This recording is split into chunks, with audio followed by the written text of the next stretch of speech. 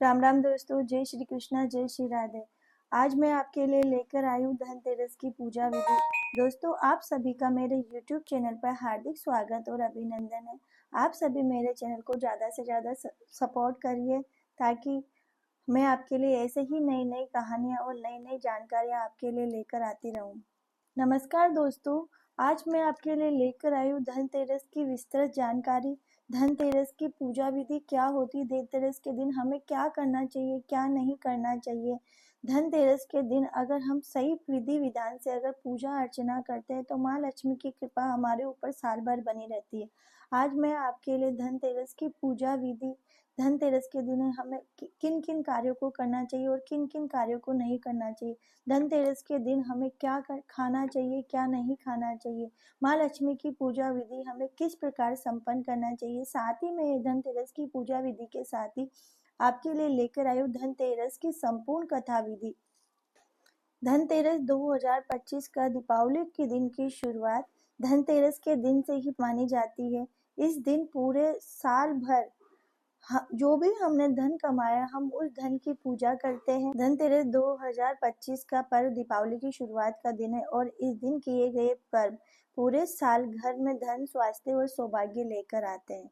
धनतेरस के दिन हमें क्या करना चाहिए, क्या खरीदना शुभ होता है, किन नियमों का हमें पालन करना चाहिए। साल 2025 में तारीख है धनतेरस की शाम को शुक्रवार को 7 अक्टूबर, 17 अक्टूबर और 2025। तिथि है कार्तिक कृष्ण पक्ष की त्रयोदशी। हमारे पूजन का मुहूर्त है प्रदोष काल में 6:30 बजे से 8:30 बजे तक। ये हमारे स्थानीय पंचांग के अकॉर्डिंग है। कुछ लोग दिवाली 20 को मना रहे हैं, कुछ लोग 21 को मना रहे हैं, तो उसी हिसाब से धनतेरस भी मनाई जा रही है। धनतेरस के दिन हमें सुबह जल्दी उठकर घर की साफ सफाई कर लेनी चाहिए और हल्के पीले रंग के कपड़े पहनने चाहिए। घर की सफाई और सजावट अवश्य करें क्योंकि माँ लक्ष्मी को साफ सफाई बहुत अधिक प्रिय होती है। माना जाता है इस दिन माँ लक्ष्मी का प्रवेश घर में होता है, इसीलिए मुख्य द्वार पर, रसोई व पूजन स्थल पर विशेष रूप से साफ सफाई रखें। रंगोली बनाए, दरवाजों पर माँ आम या अशोक के वृक्ष के पत्तों की बेल लगाए। धनतेरस के दिन हमें क्या खरीदना चाहिए, क्या नहीं खरीदना चाहिए, इस बात का हमें विशेष ध्यान रखना चाहिए। धनतेरस के दिन सब वस्तुओं को खरीदना बेहद ही ज्यादा शुभ माना गया है। धनतेरस के दिन हमें सोना चांदी खरीदना चाहिए। कुछ भी हो, जितना भी हमारा सामर्थ्य हो उस अकॉर्डिंग हमें सोना चांदी खरीदनी चाहिए। बर्तन खरीदने चाहिए, विशेषकर तांबे, चांदी या स्टील के बर्तन खरीदने चाहिए। झाड़ू गरीबी को दूर करने का यह प्रतीक होता है। लक्ष्मी गणेश की मूर्ति खरीदनी चाहिए। हमें लक्ष्मी, हो सके तो चांदी की मूर्ति खरीद, ना हो तो हमें लक्ष्मी गणेश की मिट्टी की मूर्ति अवश्य ही खरीदनी चाहिए और भगवान धन्वंतरी की तस्वीर का हमें पूजन करना चाहिए। लक्ष्मी पूजन वाले दिन हमें इसी मूर्ति का पूजन करना चाहिए। ध्यान रखना चाहिए धनतेरस के दिन हमें लोहे की वस्तुएं, कैंची, तेल इस दिन न खरीदे। शाम प्रदोष काल में पूजा करें।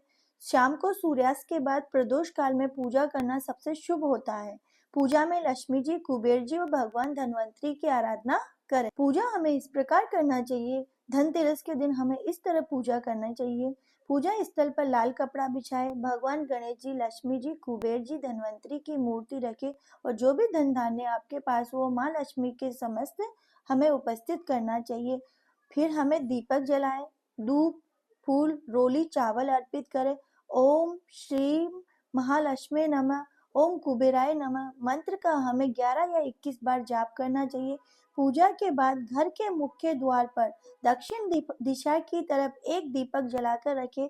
यह यमराज के नाम का दीपक होता है। इस कार्य को हमें अवश्य करना चाहिए। इससे हमारे घर की रुकावटें दूर होती है। भगवान धन्वंतरी की पूजा करें। धनतेरस का एक रूप धन्वंतरी जयंती भी है। धन्वंतरी भगवान आयुर्वेद के देवता हैं। इस दिन तुलसी, जल, हल्दी, घी, दवाइयों के सामने दीपक जलाकर स्वास्थ्य और दीर्घायु की कामना करना चाहिए। गरीबों को दान करना चाहिए। हमें यथाशक्ति गरीबों को दान करना चाहिए। माँ लक्ष्मी को प्रसन्न करना चाहिए ताकि हमारे धन मार्ग खुलते हैं और धन की वृद्धि होती रहे। धनतेरस के दिन क्या नहीं करना चाहिए। घर में झगड़ा, ऊंची आवाज में नहीं बोलना चाहिए। शाम के समय घर का दरवाजा कभी बंद नहीं करना चाहिए। माना जाता है इससे लक्ष्मी का प्रवेश नहीं कर पाती। उधार देना किसी से पैसा लेना इस दिन वर्जित माना गया है। काले या गहरे रंग के कपड़े पहनने से बचे। धनतेरस के दिन हमें विशेष रूप से इस मंत्र का जाप करते रहना चाहिए ताकि माता लक्ष्मी की कृपा हमारे ऊपर साल भर बनी रहे। ओम श्रीम ह्रीम कलीम महालक्ष्मी नमः। ओम नमो धन्वंतरे नमः। पूजा के अंत में हमें लक्ष्मी जी, कुबेर जी, भगवान धन्वंतरी और दीपदान अवश्य करना चाहिए। दीपावली पर हमारे दीपदान का बड़ा ही महत्व होता है।